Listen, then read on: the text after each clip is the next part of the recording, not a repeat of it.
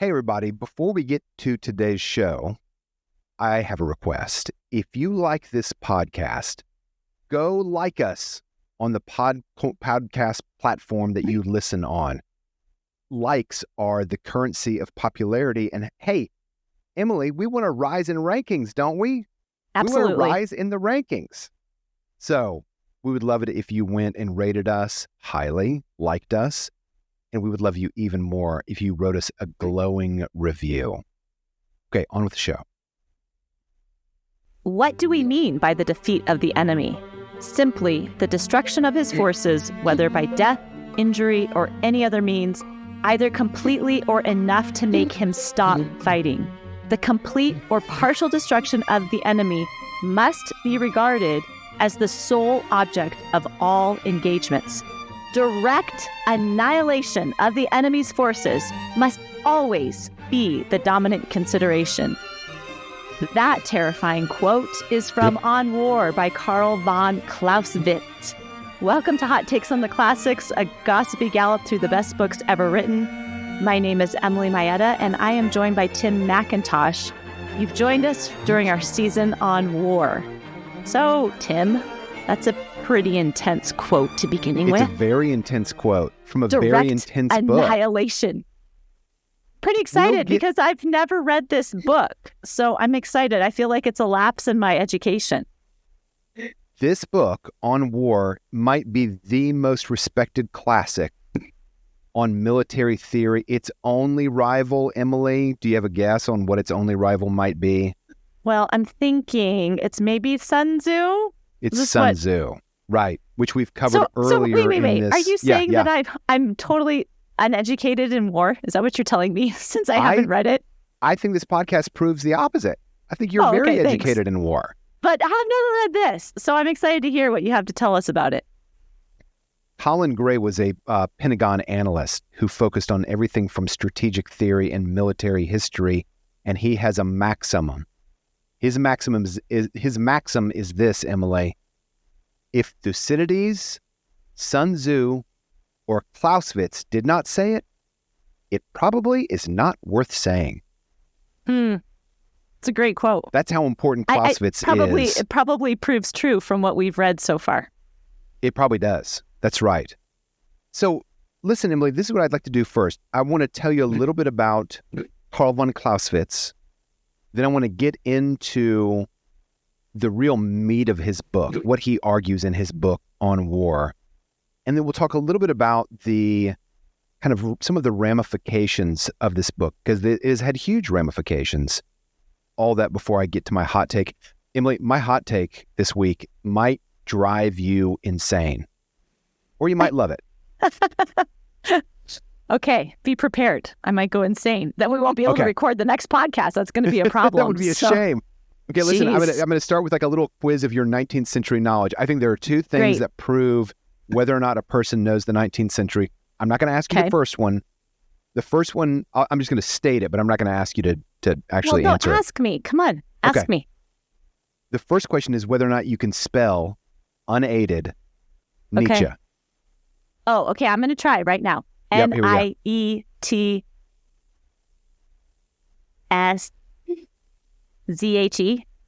Incorrect. I was close, though. Come on. You're very close. The Z comes before the S. Oh, man. Here's the other one. You can make it up. You can make it up. Okay. The other question that proves whether or not you have like a deep 19th century knowledge is if you can tell us what in the world is Prussia? Oh, I can tell you that. What is Prussia, Emily? Prussia is the big, bad German state of the 19th century that finally unifies Germany into a nation state. Because little do people recognize Germany was not a nation, right? As we understand nations until the late 19th century. And it's the Prussians who are the bully. I mean, I'm going to call them this. Sorry, Prussians. The bullies of Germany. They're the bullies. Oh, they're the bullies of Germany. Okay, well, our author is Karl von Clausewitz is Prussian. Yeah, so he totally. Is a Prussian. Now, I want to talk a little bit about something that happens briefly, shortly before Clausewitz is born. It is if you had to ask me, Okay. What is the most important historical event of the last 300 years? This would get my vote. I bet it probably is in your top 3 also. Do you have a guess about what it is? I'm going to say it's probably the French Revolution. It's the French Revolution. Because it inaugurates the modern age, right? Is that what you're, yeah. That's right. So it happens about 20 years after the American Revolution, happens in 1789.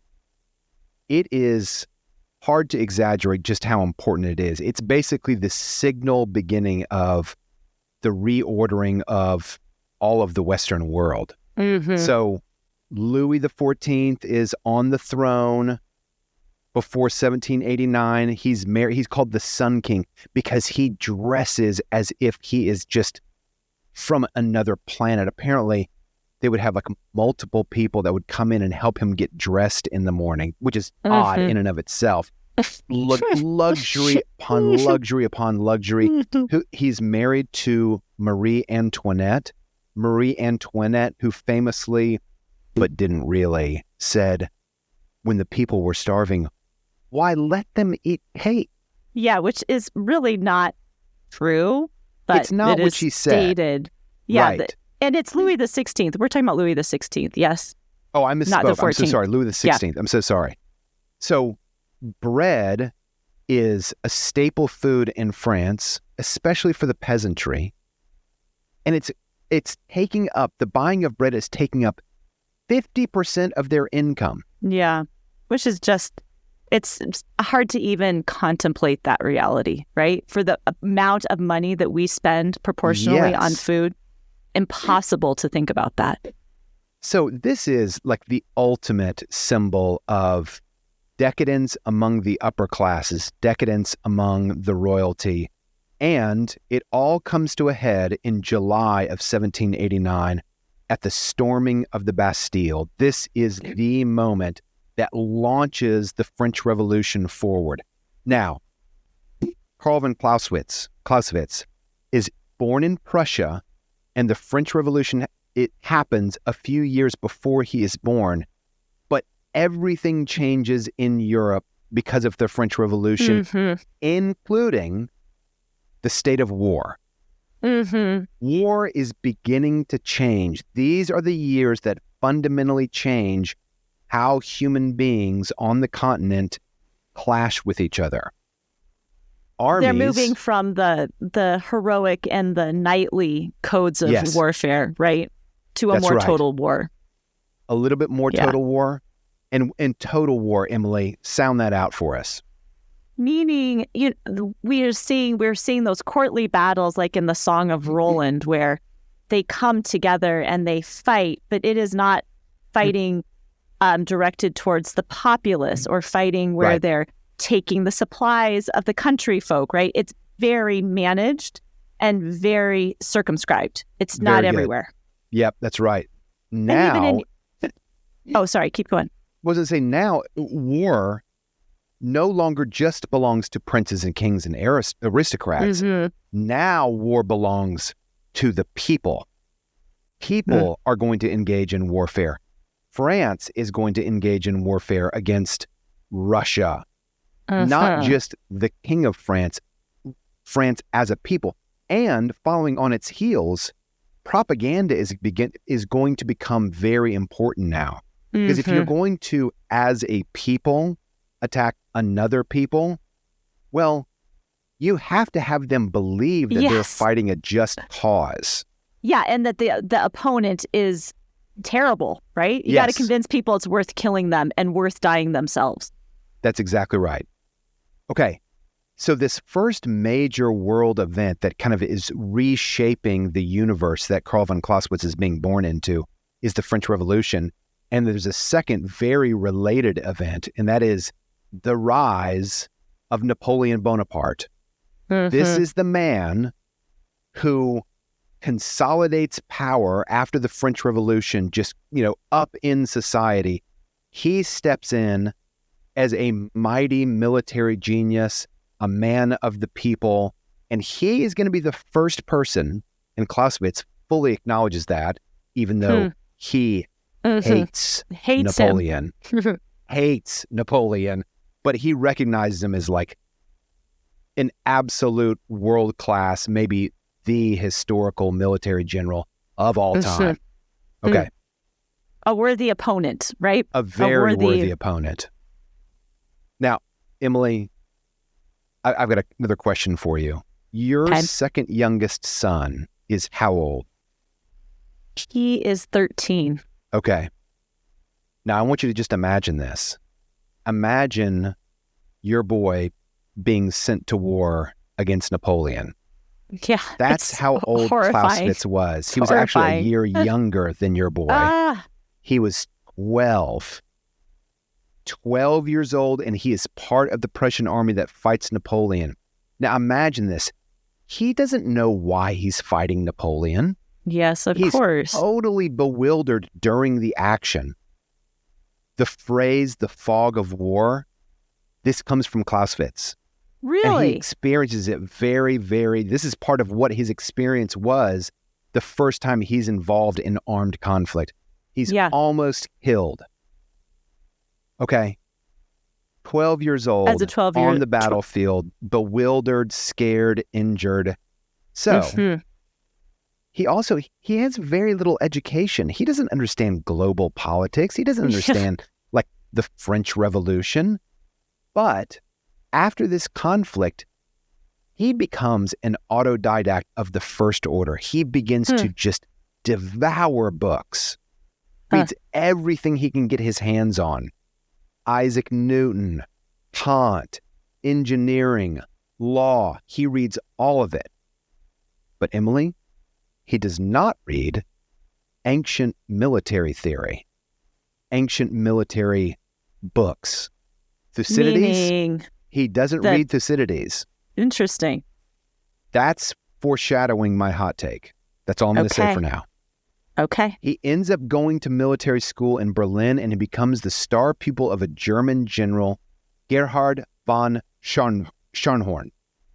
He runs the school.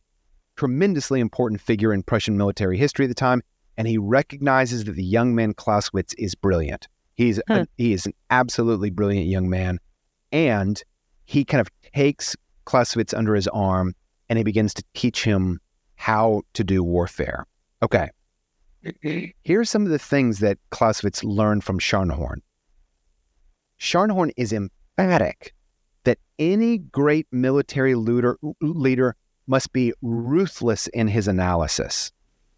Sounds this is German. not the time for romance. This is not the time for falsehood. This is not like the time for pretending something happened that didn't happen.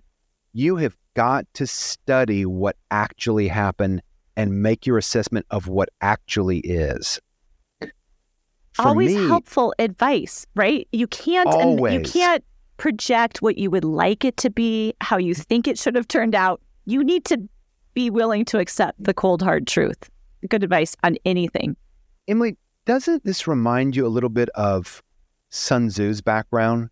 He's fighting at this time where those people who are fighting have very elevated visions of honor and integrity, and like we respect that. Mm-hmm. But Sun Tzu also points out, you know what? Like this whole theory that you have that if you shoot an arrow at your enemy and you miss, you should wait to have him answer back. Well, the other side isn't practicing that. Yeah. So you shouldn't practice that either. Like there's something in Sun Tzu's The Art of War that is brutally honest. Clear-sighted. And Clausewitz is going to be the same way. Mm-hmm. So it looks like Clausewitz, by not studying these kind of older books, has this kind of fresh vision of what the new way of war is. That's interesting. Is it a correlation or is it causal? That'll be interesting to think of. Okay, that'll be interesting to think about. Now, I want to introduce you to the person who, without this person, we would no longer be discussing Karl von Clausewitz. Okay. So Clausewitz gets appointed to another post by Scharnberg, a nice post. And while he's at this post, Clausewitz meets someone. Okay. Ooh, interesting. I'm going to tell you who it is. Can't wait. After this, okay. Emily. Okay. Listen, this show is platformed by Classical Academic Press, CAP, C-A-P. CAP is a classical education curricula, media, and consulting company. And Emily, it's time to go shopping on Classical Academic Press with a Classical U website. And we have to offer a discount. For anyone listening to this show, take 10% off any product purchase on Classical Academic Press or classicalU.com and get 10% off any product. Hot takes. Just type hot takes in when you're checking out and you'll get a 10% discount. That's all one word, hot takes. Emily, who's that person that Karl von Clausewitz met? I have no idea. New post? Who is it? Who could it be? Marie von Brühl. Are we supposed to know who that is? No. Okay, no, great. So it's like, I don't know who that is. Is it going to be somebody really important? Is it going to be Victor Hugo? Does he meet Victor Hugo in his next post? Who does he rub shoulders with? Okay. He meets and falls in love with a woman named Marie van Brühl. Now, she's very different from him. Okay. She has got, she had a great education. He was an autodidact. He kind of taught himself everything. So he's from the lower classes. That's right. And he doesn't get the gymnastic, gymnasium of the German system, right? Exactly right. Yeah. Interesting. She's from a wealthier family, very well educated, extremely articulate. In fact, when they met and Clausewitz made his desires known, her parents were like, not so pleased. Yeah, that's not going to happen. Not so pleased. He's lower. He's lower than us. So when he finally kind of rises and gets a really nice military appointment, they reconsider and they're able to marry. So she became, for the rest of his life, and you can read their letters, they're very well preserved, his conversation partner. And she was a match. She was worthy of it. She was a match. They were intellectual peers. And she helps him formulate his theories. Interesting. We'll come back to her a little bit later at the end. That's Marie von Brühl.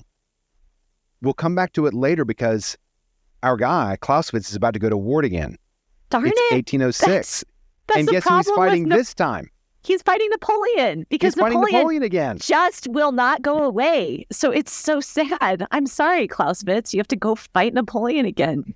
As if he didn't hate him enough the first time. He hates him even more now. Jeez. But this is what he says about Napoleon. Napoleon, the god of war himself, the most determined general the world has ever seen. I know. And you know what? That is so annoying to me because Napoleon, he is responsible for how many dead? Oh my goodness. 600,000 people dead. So you know what I mean? That moniker just within his own army. Just within his own army. His own army. So this moniker of doesn't that bug you? Well, the god of war is not exactly praise, is it? I guess so. It's saying you're powerful. Yeah, it's saying you're powerful and that that's the thing. Clausewitz is saying, look, he's so brilliant, but what's he brilliant at? He's brilliant at killing people because, what does it amount to, Okay, let's pause here. Do you think of Mars, the god of war, as pretty great guy? No. But I mean, do you think of any of the Olympian gods as pretty great guys? Fair. Right. Right.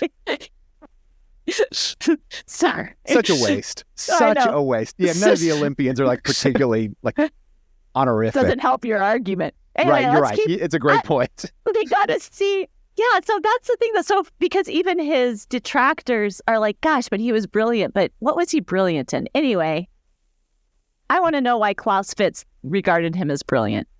Because you've got to admit, he won. The dude won. I know, but then he crashes brilliantly, do you know? Or horrifically. He does. So that's the thing. What did it all amount to? At the end of the day, what does France get? France doesn't really get that much. And they lose a whole generation of men. A very strong point. In the second conflict with Napoleon, Clausewitz is taken as a prisoner of war. Now, this is not modern POW camps, okay? This is cushy. He's taken to a town outside of Paris. It's not Stalag 17. Yeah. It's a relaxed life. It's like house arrest is what it's like. Because he's an officer, I'm assuming. Yes, that's At this right. point, That's right. yeah. And That's so, right. yeah, they so treat he's their attending officers well. salons and he's listening to French intellectuals. And you know what, Emily? He hates every single minute of it because he misses battle. He's a soldier. He's wants to Prussian. prove himself. He's this Prussian. Is how. That's right. He's Prussian. What did you call them? The bullies of Germany of the 19th century. Hey. This is how much precisely he hated France. I mean, you hate France when you hate French cooking. He complains to his wife. Okay, he's like, come on. What they say should be sour should be sweet, and what should be sweet should be sour. Where are the sausages? That's right. That's right. Where's the sauerkraut? After the war, he returns to a shattered and eventually to collapse state of Prussia. France has now taken over large portions of Prussia. And now Prussia begins to do the thing that any defeated people do, that many defeated people do, not all. They start to ask themselves, what went wrong? And so Clausewitz gets involved in this Prussian reform movement. And the goals of the reform movement, get people passionate about the state of Prussia. Because look, that's what France did. Yeah. Well, it's the rise of nationalism, isn't it? It is the rise of nationalism. Which is the wake of the French Revolution. That's right. And elevate the state. You can see it's tied into self-preservation. Yeah, now for them it is. Right? Yeah. So, 2 years after he gets out of POW camp, Napoleon attacks Russia. This is 1812. If you've not listened to our podcast on war, I know it never stops. He never stops. If you've not listened to our podcast on War and Peace, that podcast covers this moment in European history. Okay. We already know that Clausewitz hates the French. So at this point, when France is attacking Russia, they say to Prussia, hey, we conquered you. Maybe you want to join us in war. Kind of like we're going to volunteer you to join us in war against Russia. Clausewitz says, yeah, hard no. I'm going to actually join Russia. So he and some other friends of his joined the Russian army, and they served the Tsar as military advisors. So he even gets in the rearguard action at the Battle of Borodino. He sees the burning of Moscow, also recorded in War and Peace. He sees a lot of action. He's engaged in battle about 20 times in his life between 1793 and 1850. And from these battles, from these kind of various trainings, he begins to make notes. What he's learned. Theory. As we have learned our season on war, he has learned things on war as well. He has learned things on war as well. He will begin his masterwork around this time. Let's talk about what the central ideas of this masterwork are. I'm going to put them in like kind of three general categories. The first is like, what is the nature of war? The second, what does it accomplish? And the third, how do you win? How do you win at war? Emily, let me say this. If you are looking for strategies and tactics, there is a lot of that when he recounts the battles that were fought against Napoleon, but that's not what the book is remembered for. The book is not a book of tactics about like flanking maneuvers or frontal attacks. It is a book of analysis. It is about theory. And the goal is to, here's the quote, educate the mind of the future commander. To clarify concepts and ideas that have become confused and entangled. He's really clear, though. I'm sure he follows in that great German tradition of, particularly in the 19th century, of thinking about how can we figure out the science of war? Oh, I am so glad that you brought this up. It is my very next point. Well, this is what the Germans are interested in, right? Like, let's get this figured out. If we get it figured out, then we can kind of control it. That's the thought. Emily, I think Carl is going to surprise you. Okay, great. I think he's going to surprise you. Okay. First, let's define what war is. Here it is. Okay. According to Clausewitz. This is according to Clausewitz. War, this is a quote, is nothing but a duel on a larger stage. That is fascinating. It is a physical contest between people, quote, each using force to compel our enemy to do our will. That's fascinating comparison. Wait, a fascinating comparison with what? Well, just calling it a duel, right? Yeah. This war is a duel, right? Yeah. We think of the duel as just two people, but that's, I mean, I guess I just have never maybe thought of it in those terms. Welcome to Carl von Clausewitz. Yeah, great. Another thing about war, it is inherently violent. Now, this sounds obvious. Right. It sounds so obvious. But he wants to be really clear that diplomacy is one thing. And like when diplomacy reaches a point where two states are ready to engage in armed conflict, now we're talking about war.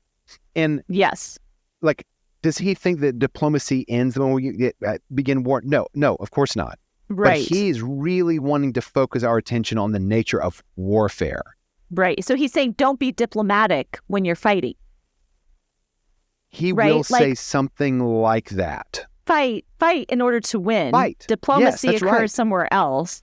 That's right. Don't be thinking high-mindedly about about your opponent. Don't be thinking high-mindedly about your opponent.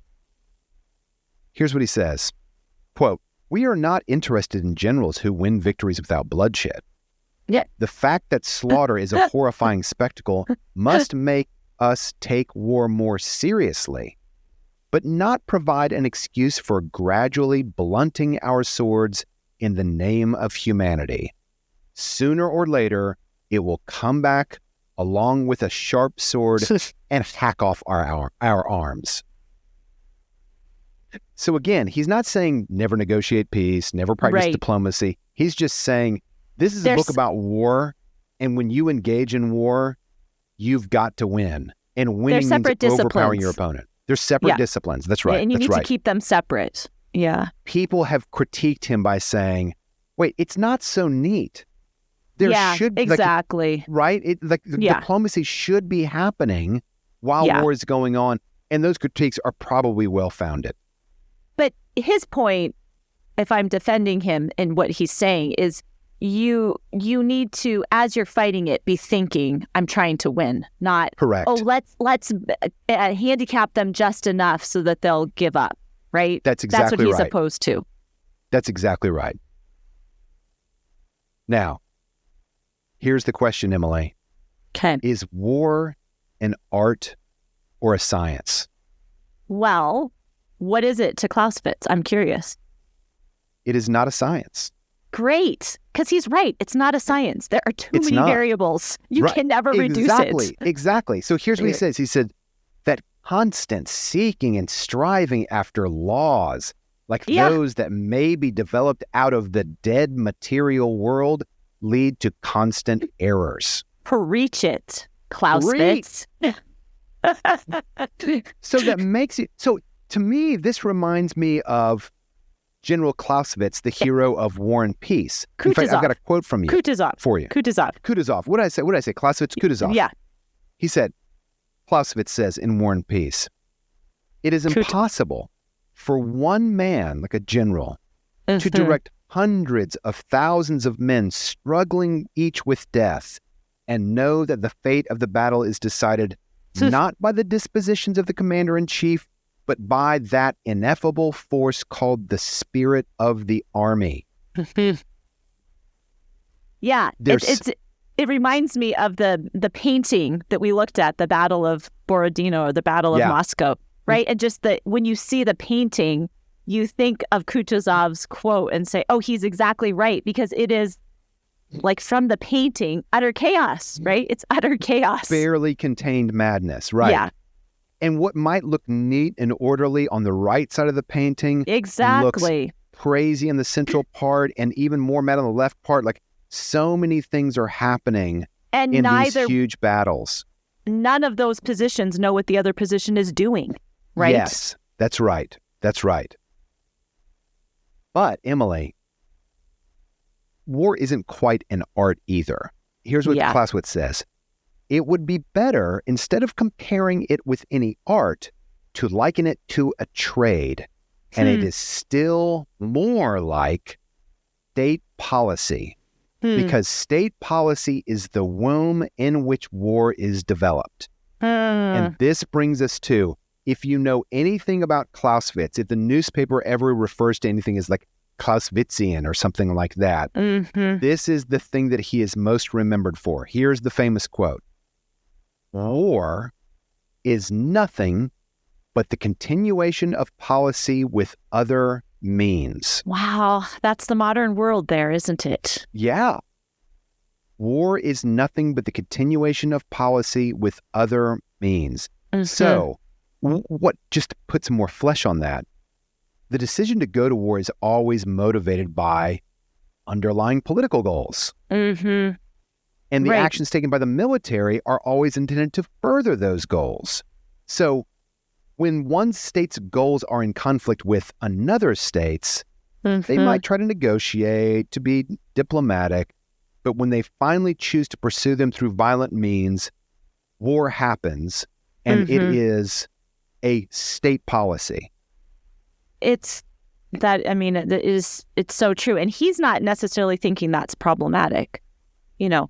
I think that's kind of problematic. I don't think he thinks that's a fact. That's just a fact. Yeah. Right. And this is when, like, think of every war that's going on now. It's exactly what's happening. Okay. So I'm starting to turn our attention, I think, to kind of like, so what does this mean today? I want to state one more thing that Clausewitz says that I think has made a huge impact in how people think about war, and it makes a huge impact when people don't think about this crucial decision. So here's the quote from Clausewitz.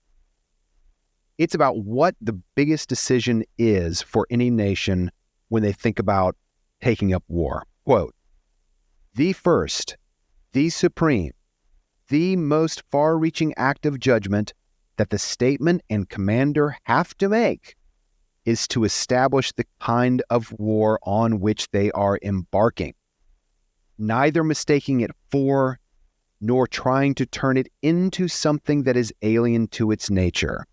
This is the first of all strategic questions. Now, I bring that up because in American history, when we think about like an absolute failure at armed conflict, we think about the Vietnam War. And many people, including Americans after the Vietnam War, returned to Clausewitz and they're like, we really should have listened to him. Right. Because they were in getting swept up in keeping communism out, right? That's right. The U.S. thought that they would be able to prop up kind of a corrupt South Vietnamese government.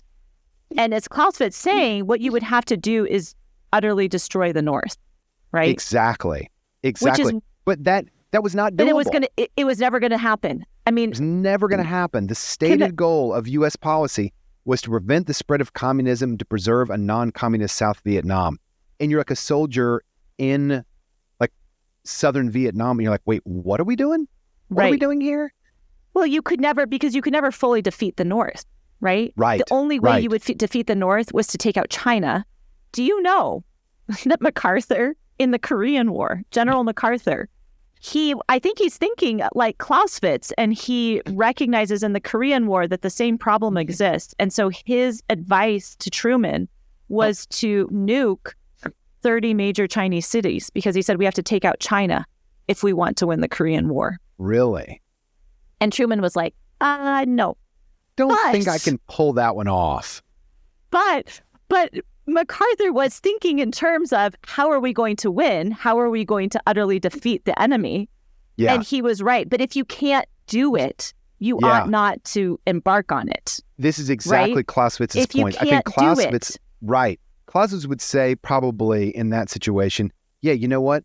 MacArthur is right. And the fact that is never going to be an option means that you never should have gotten involved in the first place. Yeah, because you'll never be able to completely defeat them, which is the same thing at play in Vietnam, right? The North was being constantly reinforced by the Chinese and the Russians. There was no way to defeat the North.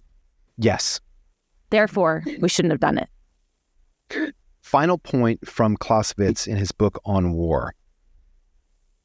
Since war cannot be eradicated from human affairs, Emily, a state must be prepared to fight in order to defend its interests, its honor, and even its survival. War is part of human society. It's part of man's social existence, says Clausewitz. It cannot be eradicated from human life. How do you feel about that statement? Well, let me give one more part of it just to kind of like really drive home the point. And then we can have a little conversation about it. One of the things that Clausewitz says is that one of the things that makes warfare longer and bloodier, kind-hearted people. Mm-hmm. Here's the quote. Kind-hearted people might of course think that there is some ingenious way to disarm or defeat the enemy without too much bloodshed, and might imagine that this is the true goal of the art of war. Pleasant as it sounds, it is a fallacy that must be exposed. War is such a dangerous business that mistakes that come from kindness are the very worst. Okay. I mean, I don't disagree with him there.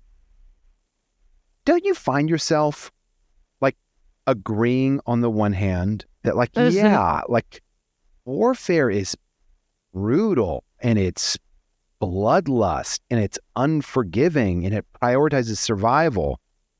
But there's parts of Clausewitz that when you read him, sometimes it feels like you're saying like, oh man, so any attempts to kind of like extend an olive branch is just, that's not part of war. That's part of diplomacy, and war is war. You know what I mean? Yeah. And so it seems to me like he makes a distinction between these two things and the distinction is maybe a little bit too rigid. Harsh. Yeah.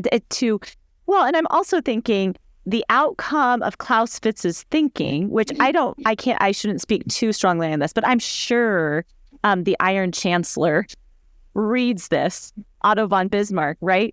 And by the late 1800s, the Prussian state is a militaristic state. Like they organize. So that statement about it being part of human affairs and therefore, like, well, that is one way that countries have organized themselves. And it's been pretty problematic. Like the militarized state of the Prussians was not really awesome. You know, they thought the Spartans were pretty great.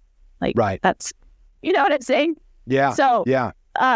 The outcomes of his ideas, maybe there's a lot to think about in that. But it has become part of the modern state. It has become part of the modern state. Let me tell you how that happened, and then I'm going to give you my hot take. So Clausewitz writes this war. In 1831, he dies of cholera, and he's just got notes. And if not for his wife, Marie van Brühl, we'd never have seen the book. But she writes them. She writes like transitions, edits, assembles, prepares them for publication, and it's published and ignored. And it's not until the Franco-Prussian War that people outside of Prussia start reading his theory. And do you know why they started reading his theory after the Franco-Prussian War? Because the Prussians win. They take over. The Prussians defeated France. So and Bismarck, why did they defeat France? Because they read it. Because of his book. Yeah, it's Bismarck, right? So it all fits. I've got to read this book. I will warn you, the prose is dull.